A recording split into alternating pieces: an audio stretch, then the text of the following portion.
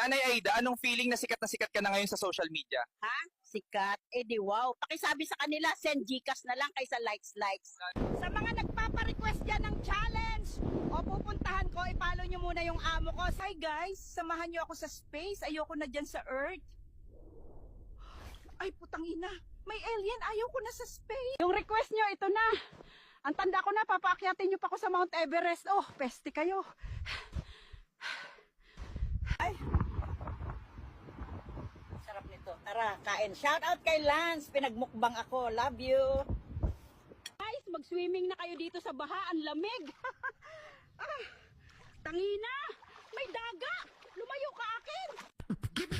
Sino dito nagraralo ng rollbox? Siya pala gumawa rollbox. Grabe, no? Panis. What's up, guys?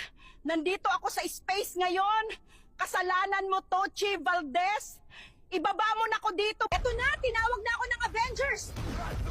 Relax lang kayo, backup ako. Avengers, assemble na to. Autobot, transform, ngayon din.